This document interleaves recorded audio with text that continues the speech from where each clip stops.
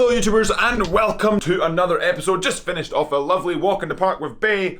156.2, average heart rate 124.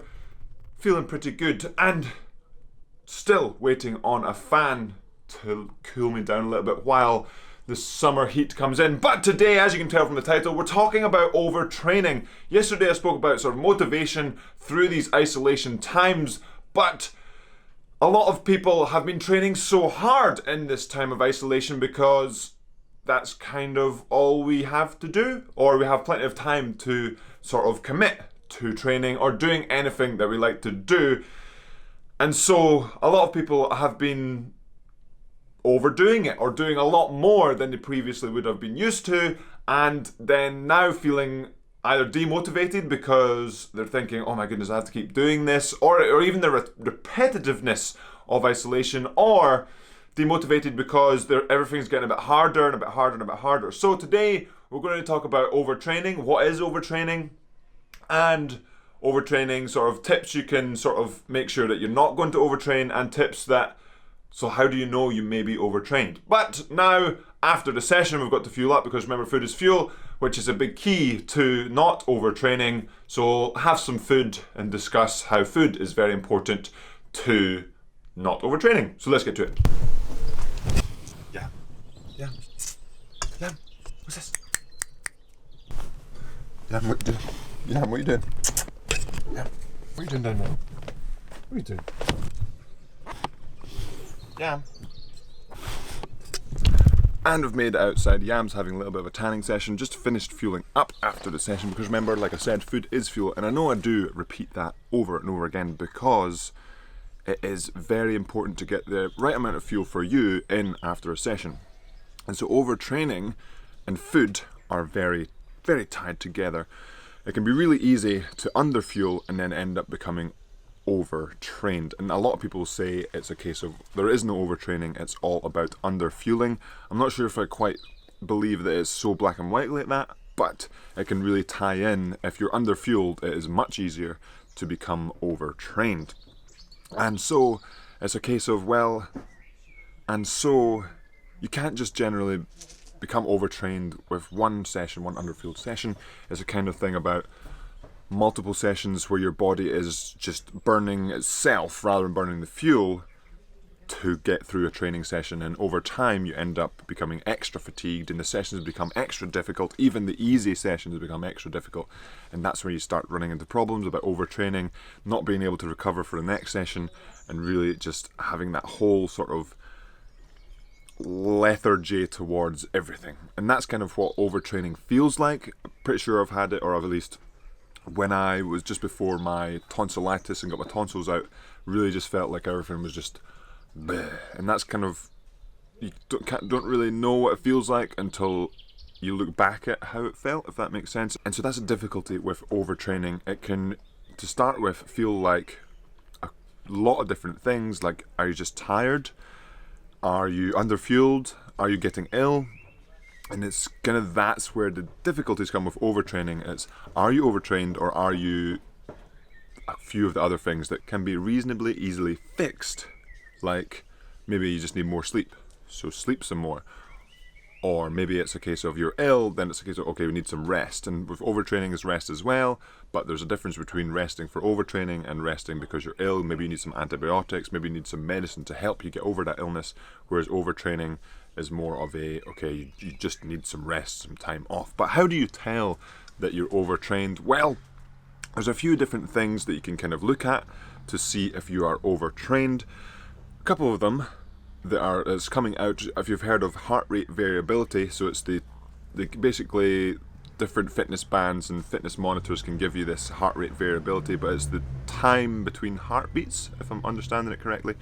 But basically, the more recovered you are, the better you're feeling. In theory, the time between those heartbeats should be longer, so your heart rate variability should be longer.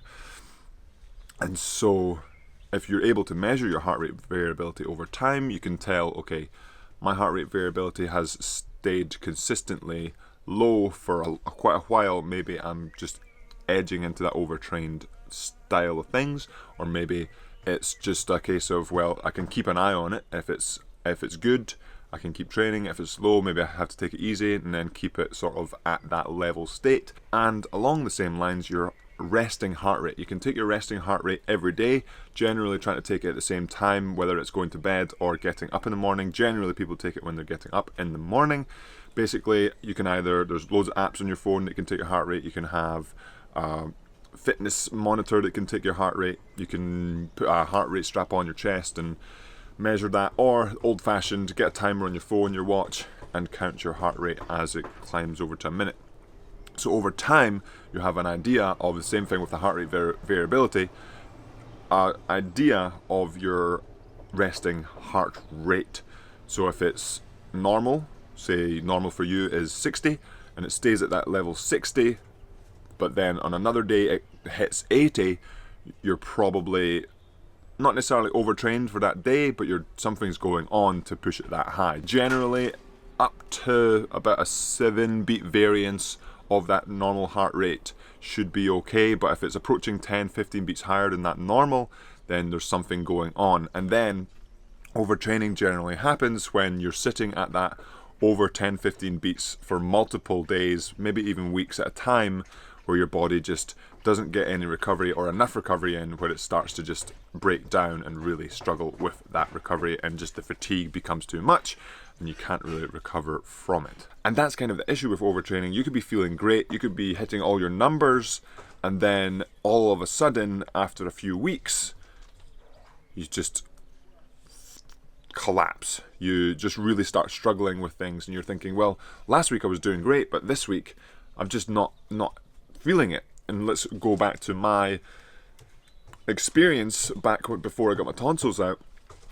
So I remember I had my heart rate training, and it was just at the beginnings of my heart rate trainings, and I would do my monitored ergs before I got, or after I was trying to climb back, and my heart rate would be 150, 160 for really slow splits, and you can't really know if your heart rate's not normal if you don't know what normal is. So I recommend, it doesn't have to be your heart rate tracking, but really being able to track what your normal is, so that if it does shift or swing, it could be for the better, so you could say, okay, I'm actually getting fitter, or it could be for the worse, and you're thinking, okay, something's not right here, I need to change something. And so that's sort of the important thing with overtraining, is keeping track of yourself, keeping track of your normal, so that you can then adjust if things vary from that normal, if that makes sense. But that will be it for today's episode of Jam Squad. Hopefully that made sense, because overtraining can be really,